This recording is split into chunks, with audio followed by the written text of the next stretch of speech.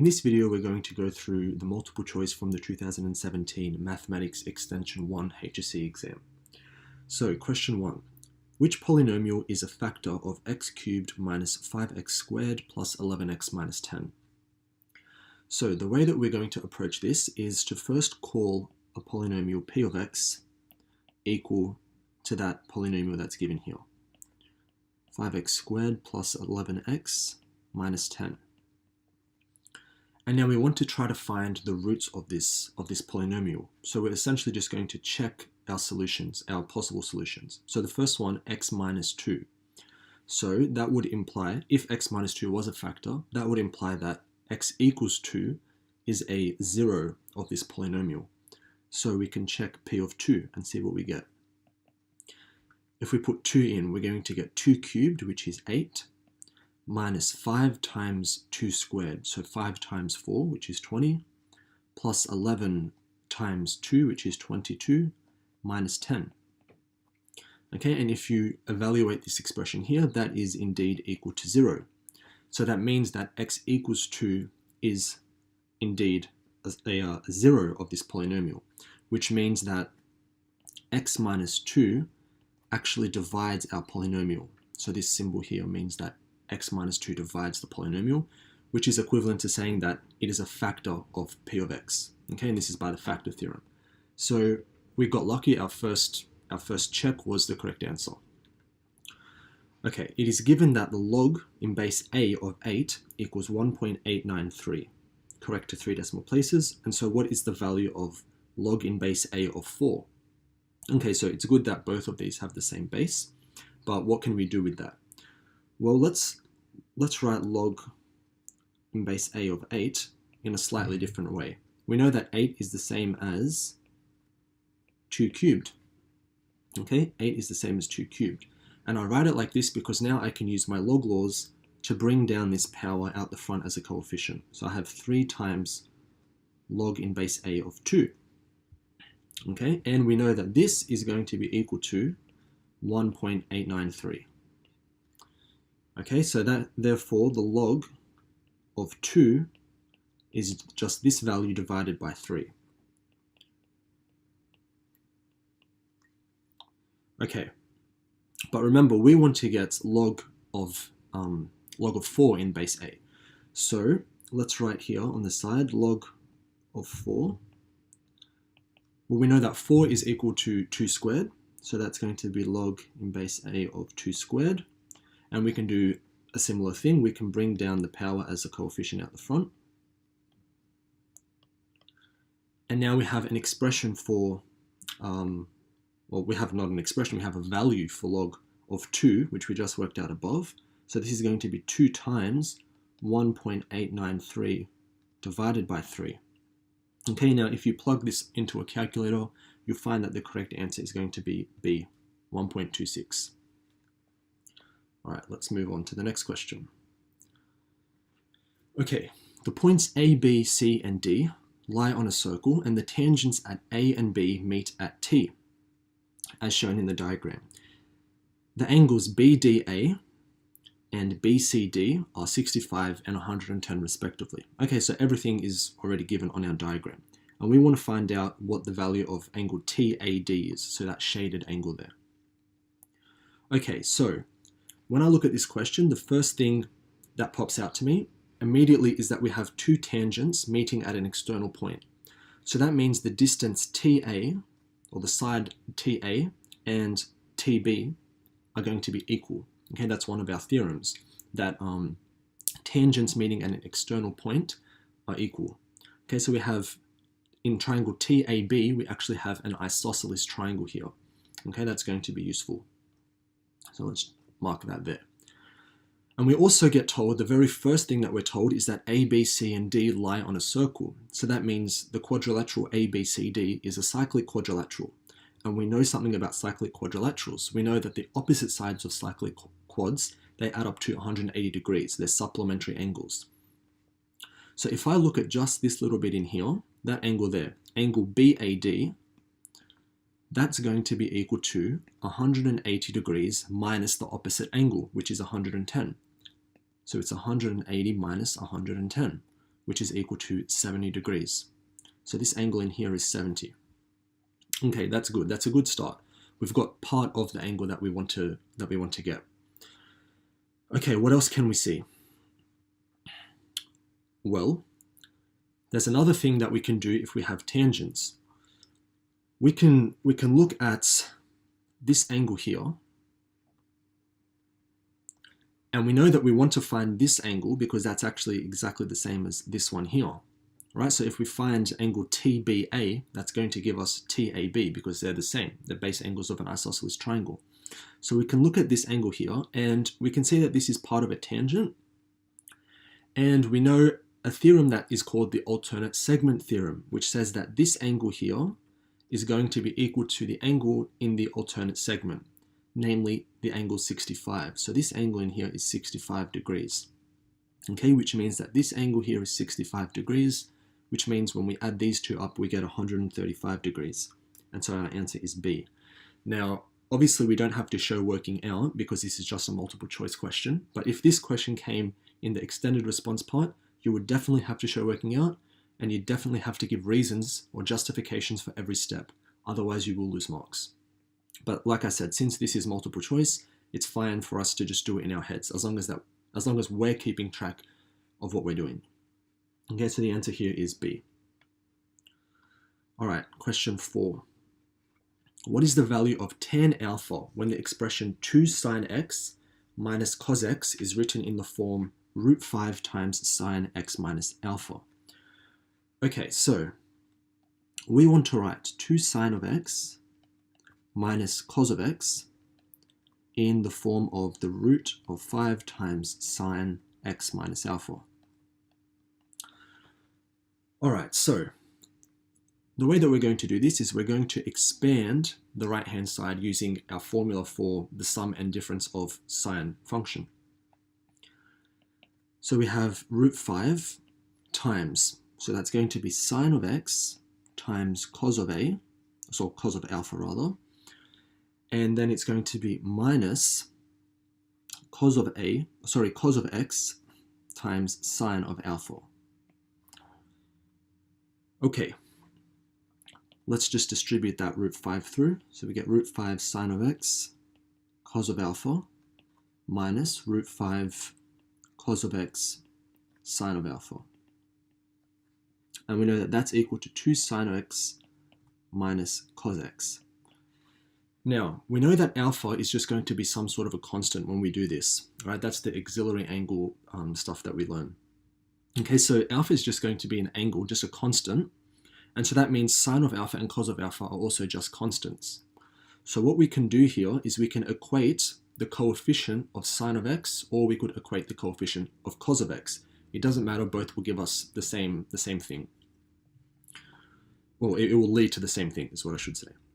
Okay, so let's just take the coefficient of sine of x. So we have, on the left-hand side, we have 2, and on the right-hand side, we have √5 times cos of alpha. Okay, so that's the coefficient of sine of x. Let's divide by √5, and we get 2 on √5 equals cos of alpha. Now let's remember what the question asks for. It asks for the value of tan of alpha. So if I draw a little right-angled triangle here, and I call this angle here alpha, that means the adjacent side is going to be 2 and the opposite side is going to be √5. Okay, and so that means that this side here would actually be equal to 1. Okay, so if I want to work out what tan of alpha is, well, that's going to be opposite over adjacent. Tan alpha equals 1 on 2. So 1/2, the answer is C. All right, next question. Which graph best represents the function y equals 2x squared divided by 1 minus x squared? Okay, so here we have a rational function. Now the first thing that we should check is that the denominator is not equal to 0. So if the denominator isn't equal to 0, that means that we'd have 1 minus x squared not equal to 0, which is the same as x not equal to plus or minus 1. Okay, and we can see that in every case, every option, we have that. We have vertical asymptotes at plus or minus 1. Okay, so we need to look at some different feature. Well, what about if we look at not just vertical asymptotes, but also horizontal asymptotes, which come when we set x equal to infinity, or we let x approach infinity, I should say. All right, so what we can do, we can divide the top and bottom here by x squared, and I get 2 over 1 on x squared minus 1. And now, if I let x approach infinity, it's essentially like subbing in x equal to infinity, but not really, but we can think of it that way. But if I let x approach infinity, this term here is going to approach 0. So this value of y is going to approach 2 divided by minus 1, okay, which is equal to minus 2. So in other words, I need to have a horizontal asymptote at negative 2, and the only option that has that is option D. Okay, so that's the correct answer. Okay, next one. So the point P, which has coordinates 2 over P and 1 over P squared, lies on the parabola x squared equals 4y. And what is the equation of the normal at P? Okay, so this is a parametrics question. So I want to find the equation of the normal. Okay, so the normal, that means we need to find the gradient of the tangent and take the negative reciprocal. So we have x squared equals 4y. We could write that as x squared on 4 equals y. And now let's differentiate. So we get dy on dx is equal to x on 2. And at P, we just sub in the x value at P. We get dy on dx equals 2 on P over 2, which is 1 on P. So this is the gradient of the tangent, but we want to find the equation of the normal. So to get the value of the gradient of the normal, we take the negative reciprocal of this. So therefore, the gradient of the normal is going to be minus 1 divided by 1 on P, which is equal to minus P. Okay, so there's the gradient. So now we just use the point gradient formula in order to find the equation of our normal. So y minus y1, which is 1 on P squared, equals the gradient m times x minus x1, which is 2 on P. All right, let's multiply everything by P squared. So we get P squared y equals, not equals, that should actually still be a minus 1, equals negative P cubed times x minus 2 on P. The right hand side will become minus P cubed x, and that'll be positive, minus times minus is positive, 2P cubed on P, which is 2P squared. Bringing the x over to the left hand side would give us P squared y plus P cubed x, and bringing the negative 1 over to the right hand side gives us 1 plus 2P squared. And so our answer is going to be D. Okay, let's continue. Which diagram represents the domain of the function f of x equals sine inverse of 3 on x? Okay, so we should know that the domain of an inverse sine is going to be between negative 1 and positive 1. So I have minus 1 is less than or equal to 3 on x, which is less than or equal to 1. Okay, let's take a look at these two separately. And 3 on x is less than or equal to 1. Okay, so let's take the reciprocal of both of these. So taking the reciprocal of minus 1 is just minus 1. But since I've flipped both sides, I also have to flip the direction of our inequality. So now that says minus 1 has to be greater than or equal to x on 3. So therefore, x has to be less than or equal to minus 3. I'll do the same thing here. If I flip the fraction here, I get x on 3, and that means I have to flip the inequality, and so I get x has to be greater than or equal to 3. So if x is less than or equal to 3, and x is greater than positive 3, should be A. Okay, sorry, I think I said that wrong. X is less than or equal to minus 3. All right, so yeah, the answer is A. Okay, a stone drops into a pond, creating a circular ripple. The radius of the ripple increases from 0 centimeters at a constant rate of 5 centimeters per second. At what rate is the area enclosed within the ripple increasing when the radius is 15 centimeters? Okay, So here we have a shape, and the shape is a circular ripple, or more simply, it's just a circle. Okay, so we have a circle which is growing. And we're talking about the area here. So what's the formula for the area of a circle? It's pi r squared. Okay, and it says that the radius is increasing at a constant rate of 5 centimeters per second. All right, so we're dealing with rates, centimeters per second. Now, if you don't know what this is actually referring to, you can always look at the units given, and that might give you a bit of a hint as to what is actually equal to 5 centimeters per second. Okay, and we can see that it's a rate, so there's got to be some sort of derivative in it, and the units are centimeters per second. Okay, so centimeters is probably referring to the radius here. Okay, so this is actually saying that dr on dt is equal to 5 centimeters per second. Okay, now we want to find at what rate the area is increasing. So that means we want to differentiate the area with respect to time. So that means dA on dt. Now, I don't have A in terms of t explicitly, but I have it in terms of r. So what I'm going to do is I'm going to use the chain rule here. So dA on dt is going to be equal to dA on dr, which I'll be able to differentiate, multiplied by dr on dt. And why is that useful? Well, like I said, dA on dr, we're able to differentiate that because A is in terms of r. So this will just be 2 pi r. And then what do we do with the dr on dt? Well, we know what that's equal to. That was given in the question. That's equal to 5. Okay, so I'm just going to put these in separate brackets just so you can see how they're broken up. Okay, but we want to know at what rate it's increasing when the radius is 15. So when r is equal to 15. So 2 times pi times 15 times 5. So that's 2 times 15 is 30, times 5 is 150 times pi. So our answer should be C. Okay, let's continue. When expanded, which expression has a non-zero constant term? Okay, so here we want to find the constant term in each of these binomial expansions here. And we want to see which one has a non-zero constant term. So what we have to look for, or what we have to work out, is the typical term in the expansion.